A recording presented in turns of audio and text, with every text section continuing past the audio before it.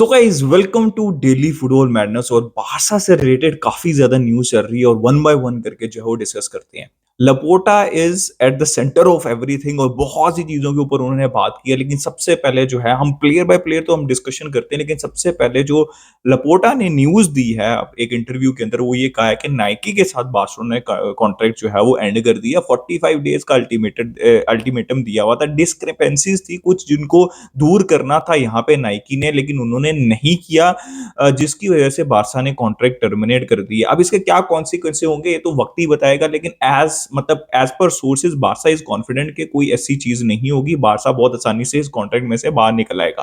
अब as per news, पहले आपको पता है पूमा जो थे वो पूमा जो है वो बहुत ज्यादा इंटरेस्टेड थे। अभी हमल्स की भी बीच में न्यूज आ रही थी, बारसा खुद मैन्युफैक्चर करने की भी न्यूज आ रही थी, जो कि अब मुझे लगता है कि पॉसिबिलिटी नहीं लग रही। और लपोटा ने खुद भी इस पे बोला है।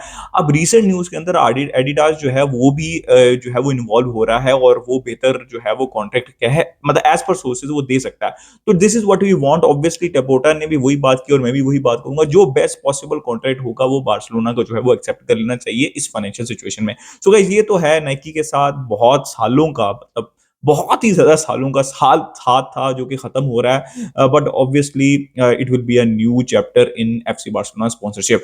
यार अब एक और न्यूज आ रही है और बहुत ब्लॉकबस्टर न्यूज आ रही है कि रफीनिया के लिए ऑफर है अल हिलाल से 100 मिलियन यूरोस के लिए। ठीक है, और मैं आपको बहुत दफा ये बात कहता रहा हूँ और ये फब्रिजियो ने रिपोर्ट किया और सोर्सेज वो कह रहे हैं कि ये मतलब ऑथेंटिक न्यूज है जो कि हर जगह चल रही है। ठीक है, 100 मिलियन और 3 टाइम्स सैलरी जो है वो अल हिलाल ऑफर कर रही है, जिसमें तो ऑब्वियसली कोई मुझे वो मतलब शौक नहीं लगा कि वो इतनी ज्यादा ऑफर कर रहे होंगे।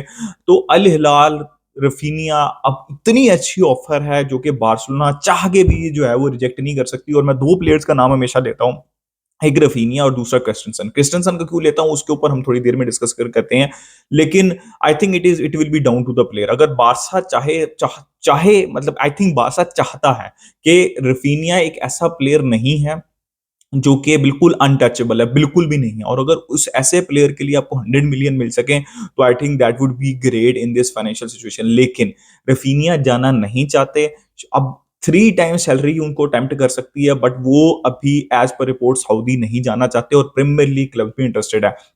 तो जैसे मैं बहुत दफा कह चुका हूं, लोग ट्रॉल करते हैं बिला वजह रफीनिया को, लेकिन 70-80 मिलियन आपको प्रीमियर लीग क्लब से भी आराम से रफीनिया के लिए मिलेंगे। तो गाइस ये थी रफीनिया की न्यूज। लेट्स सी कि क्या क्या डेवलपमेंट होती है इस न्यूज में, तो आगे जो है वो इसके ऊपर डिस्कस। इसके बाद एक और न्यूज जो कि पिछले दिनों चल रही थी, 200 मिलियन की बिड यहाँ पे पीएसजी ने ऑफर की थी लमीन यमाल के लिए, जो कि ऑब्वियसली बारसा ने रिजेक्ट करती थी और बहुत सी सोर्सेज ने रिपोर्ट किया था। लेकिन जितनी भी सोर्सेज थी बाद में ये ऐसा कहा जाने लग गया था कि ये फेक न्यूज है, और ऑब्वियसली हमने इस चीज को एक्सेप्ट भी कर लिया था। अब लपोटा ने अपने इंटरव्यू के अंदर कैटेगोरिकली कहा है ये बात कि भाई उसकी लिए 200 मिलियन यूरोस की, क्लब का नाम नहीं लिया, लेकिन ऑब्वियसली कौन सा और क्लब हो सकता है, वो पीएसजी ही है जिसने 200 मिलियन की ऑफर जो है वो दी थी, जो कि बार्सिलोना ने रिजेक्ट कर दी। और फेब्रिजियो ने भी ये चीज रिपोर्ट की है कि सोर्सेज गारंटी कि पीएसजी ने ये ऑफर जो है वो की थी। तो लपोटा ने ये कहा है कि लमीन यमाल को हम सेल नहीं करेंगे, वो प्रेजेंट हैं, वो फ्यूचर हैं, और स्टार्स को हम बिल्कुल सेल नहीं करेंगे। उन्होंने और भी बहुत से प्लेयर का नाम लिया जिनमें फरमीन है, उन्होंने कहा गावी के लिए बहुत बड़ी ऑफर थी, उन्होंने कहा फ्रैंकी के लिए, अराहो के लिए, और भी बहुत से प्लेयर्स हैं जिनका उन्होंने नाम लिया कि इन सब प्लेयर्स के लिए ऑफर थी, लेकिन हम इन प्लेयर्स को जो कि फ्यूचर हैं क्लब का सेल नहीं करेंगे। और आई think that is the right approach. इसके बाद लपोटा ने, देखें ये सारी चीजें लपोटा की तरफ से आ रही हैं, तो आप इसमें ऑब्वियसली कोई सोर्सेज नहीं है रिपोर्ट कर रहे। तो कंसेलो और जाओ, द बोथ जाओज के से रिलेटेड उन्होंने ये बात की है। ऑब्वियसली हमें ये सोर्सेज भी बता रही थी और मैं काफी दफा मेंशन कर चुका हूं कि we would Barca would like for both of them to stay. लेकिन कंसेलो के लिए बारसा वुड डू एनीथिंग, और कंसेलो ने भी अभी रिसेंटली स्टेटमेंट दी है कि उनका ड्रीम क्लब है, would love to stay. Although उन्होंने कहा है कि उनका जो बेस्ट मैनेजर है जिनके अंडर उन्होंने काम किया, दैट इज पेप गार्डियोला, लेकिन he would love to stay at Barcelona. Cancelo की डील हो सकती है, ज्यादा चांसेस हैं, डिपेंड करता है सिटी के ऊपर भी। 20-25 मिलियन में अगर ये इवन 30 मिलियन में भी हो तो बारसा को ये डील कर लेनी चाहिए। लेकिन जॉ फेलिक्स की डील कॉम्प्लिकेटेड है, लेकिन बारसा बहुत ज़्यादा जो है वो स्ट्रॉन्ग पोजीशन पे, और मैंने बहुत दफ़ा ये चीज़ आपको एक्सप्लेन की है कि क्यों है बारसा स्ट्रॉन्ग पोजीशन पे। एटलेटिको मैड्रिड अभी भी जिद पे है कि 65 मिलियन एटलीस्ट मिलना चाहिए, जो कि बारसा नहीं देगी। और आई थिंक वही फॉर्मूला निकलेगा कि जॉ फेलिक्स लोन के ऊपर होंगे और एक बारसा को जो फेवर करती होगी, जैसे ग्रीजमैन के केस में हुआ था, जो कि एटलेटिको मैड्रिड को फेवर करती थी चीज, वो जो है वो इंप्लीमेंट होगी। और इसी दोनों सूरत के अंदर जो है बारसा रखना चाहती है कैंसेलो और स्पेशली जॉ फेलिक्स, इस कंडीशन के ऊपर जो है वो बारसा में स्टे कर सकते हैं। अब थोड़ा-सा यंग हमारे जो सेंटर बैक्स हैं, सेंसेशंस, उनके ऊपर बात कर लेते हैं। देखिए, कुबार्सी से रिलेटेड ऑब्वियसली उन्होंने अपने स्पेन के लिए डेब्यू किया, youngest player defender to play for Spain Sergio Ramos का जो है उन्होंने रिकॉर्ड तोड़ा है। कुबार्सी और कुबार्सी का नाम भी लिया यहाँ पे लपोटा ने कि उनके लिए भी ऑफर्स हैं। कुबार्सी का कॉन्ट्रैक्ट एक्सटेंड जो हो रहा है वो बहुत ज़्यादा सही डायरेक्शन के अंदर जा रहा है। अभी 2 साल का सिर्फ होगा बिकॉज़ वो अभी 18 साल के नहीं हुए, लेकिन लॉन्ग टर्म कॉन्ट्रैक्ट उनको 2030 एज पर रिपोर्ट 2030-31 तक ऑफर किया जा रहा है विद 1 बिलियन रिलीज क्लॉज। तो पॉजिटिव है न्यूज़ के कुबार्सी जो है वो कॉन्ट्रैक्ट वो रुकना भी चाहते हैं। इसी तरह दूसरा जो है मिकाइल मोस्टरफे, जिसके ऊपर जब बारसा साइन करने से पहले मैंने आपको स्काउटिंग रिपोर्ट भी शेयर की थी अपने चैनल के ऊपर। He is a powerful centre back, और सेनेगल के लिए उन्होंने अपने पहले मैच में ही और क्या मतलब वो गोल मारा, आप सबने देखा होगा। सो मिकाइल मोस्टरफे, I think he will be left footed centre back है, पावरफुल है, एरियल स्ट्रेंथ है, बॉल के साथ ड्राइव कर सकते हैं, बॉल प्लेइंग एबिलिटी बहुत अच्छी है। तो बहुत बहुत ज्यादा पॉजिटिव साइंस है। और as per reports Bayern Munich जो कि राहो से भी ऑब्सेस्ड है, वो मिकाइल फे से भी थोड़े थोड़े ऑब्सेस्ड हो रहे हैं। पिछले इवन विंटर में ही काफी ज्यादा ऑफर्स जो है वो रिजेक्ट की थी। लेंस जो है वो दोबारा, लॉन्स कह लें या लेंस कह लें, वो भी दोबारा जो है वो ऑफर कर रहे हैं मिकेल फे के लिए, लेकिन बारसा को रोकना चाहिए यहाँ पे मिकेल फे को।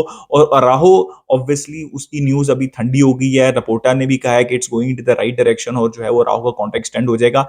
अब जो अगर मिकेल फे की भी जो है वो इंटीग्रेशन हो जाए टीम में और साथ कुबारसी हैं, तो आप कहीं ना कहीं, जैसे मैं बहुत दफा कहता हूं कि आप क्रिस्टनसन का सोच सकते हैं उनको सेल करने का, लेकिन एज पर रिपोर्ट्स बारसा की फाइनेंशियल सिचुएशन शायद उनको इजाजत ना दे कि वो एक डीएम लेके आए, जो कि बहुत ज्यादा, मैं बहुत दफा ये कह चुका हूं कि I would never rely on Christensen in the DM position. लेकिन वर्स्ट केस के अंदर तैयार रहें, या तो क्रिस्टनसन को बारसा सेल करेगी बिकॉज ऑफ जितने भी ये सेंटर बैक्स आपके पास ऑप्शंस मौजूद हैं, या बारसा क्रिस्टनसन को सेल करेगी तभी डीएम आएगा। और अगर बारसा क्रिस्टनसन को सेल नहीं कर पाएगी या इवन रफीनिया को सेल नहीं कर पाएगी, तो डीएम का आना काफी ज्यादा मुश्किल है। देखिए, लपोर्टा ने फ्रैंकी डियोंग से रिलेटेड बड़ा कैटेगोरिकली कहा है कि वो रुकना चाहते हैं और हम उनको रोकना चाहते हैं, और उन्होंने कहा है कि इनफ मार्जिन है उनकी सैलरी को लेके भी, तो इतना कोई इशू नहीं है। लेकिन और साथ साथ ये भी थोड़ी सी इंडिकेशन दी है कि कॉन्ट्रैक्ट एक्सटेंशन जो है, जो नया कॉन्ट्रैक्ट ऑफर करना चाह रही है बारसा को, बिकॉज फ्रैंकी की वेजेस काफी ज्यादा हैं, जिसमें डेफर्ड वेजेस भी हैं, वो फ्रैंकी और प्लेयर के ऊपर डिपेंड करता है। तो अगर अच्छा रिलेशनशिप होगा तो काफी चीजें जो हैं वो पॉजिटिव डायरेक्शन के अंदर जा सकती हैं। तो मोस्ट लाइकली अभी यही लग रहा है कि फ्रैंकी जो है वो स्टे करेंगे। यार, इसके अलावा बारसा की जो न्यूज़ है वो रिलेटेड है थोड़ी सी बैक लाइन के प्लेयर से। देखें, लांगले हैं, एरिक गार्सिया हैं और यहाँ पे डेस्ट हैं। तीनों अपने अपने रिस्पेक्टिव क्लब्स पे काफ़ी अच्छा परफॉर्म कर रहे हैं, तो बारसा यहाँ पे कैश इन करने का सोच रही है और काफ़ी ज़्यादा चांसेस हैं। अगर बारसा को इन प्लेयर से 30 से 40 मिलियन मिल जाए और जो कैंसेलो पे जो है वो लगा दें, तो I think that would be perfect for Barcelona. Junior Araujo ने यहाँ पे कहा है कि बारसा में ऑब्वियसली ही इज हैप्पी जहाँ पे लास पाल्मास में वो खेल रही हैं, he is having a great time, लेकिन obviously dream is to return to Barcelona. इसके अलावा आंसू फाटी की न्यूज़ ये है कि ब्राइटन और डिजर्बी, अगर वो ब्राइटन के अंदर रुकते हैं तो वो आंसू फाटी का एक और लॉन्ग लोन स्पेल जो है वो चाहते हैं, जो कि आई थिंक बारसा भी चाहती है और बारसा फैंस भी चाहती हैं, बिकॉज वो इंजर्ड भी रहे और he has not done enough to convince on that left winger, जो कि बहुत इंपॉर्टेंट पोजीशन है बार्सिलोना के लिए। और आई थिंक इट मेक्स सेंस, और उनके लिए कोई ऑफर भी नहीं है मार्केट के अंदर, तो एक loan spell I think that would be great for आंसू फाटी। देखें, फिर वही बात है, प्रायोरिटी एक लेफ्ट विंगर है और एक डीएम है। अब रफीनिया, क्रिस्टनसन, ये दो ऐसे डिसीजंस हैं जो मुझे ऐसा लगता है कि बारसा, देखिए बाकी सबके ऊपर ओपनली बात हो रही है, लेकिन ये दो ऐसे डिसीजंस हैं। आई वुड नॉट सेल कुंडे, जैसे मैं बहुत दफा कह चुका हूं कि राइट साइड के ऊपर एक बहुत अच्छी ऑप्शन है, जब अगर बारसा ने बेहतरीन सेंटर बैक के साथ खेलना है, और उसके अलावा बाकी चीजें भी डिपेंड करती हैं ना कि नया मैनेजर कौन होगा, बिकॉज उन्होंने ओपनली कहा है कि पिनी जावी ने हांसी फ्लिक को ऑफर किया, नाम लिया उन्होंने लपोटा का अपने इंटरव्यू, लपोटा ने अपने इंटरव्यू में, लेकिन उन्होंने ये भी साथ कहा है कि मैं कन्विंस करने की कोशिश कर रहा हूँ चावी को। अभी उनके मुताबिक, चावी के मुताबिक वो फाइनल डिसीजन कर चुके हैं, वो बिल्कुल भी नहीं हटेंगे इससे, लेकिन अकॉर्डिंग टू लपोटा वो फाइनल डिसीजन का वेट कर रहे हैं। तो आई थिंक ये सारी जो डिसीजंस हैं, और उन्होंने ये भी कहा कि भाई एंड तक आपको वेट करना पड़ेगा जब तक चावी डिसीजन नहीं लेते। इसका मतलब है, क्लियरली इसका मतलब है कि चावी के रुकने के चांसेस हैं। So guys, this was the update. मैंने सारी आपको अपडेट जो है वो समराइज करके बता दी। अपना opinion they regarding everything in the comment section. Like कर दिएगा, सब्सक्राइब कर दिया। मिलते हैं नेक्स्ट वीडियो में। स्कैल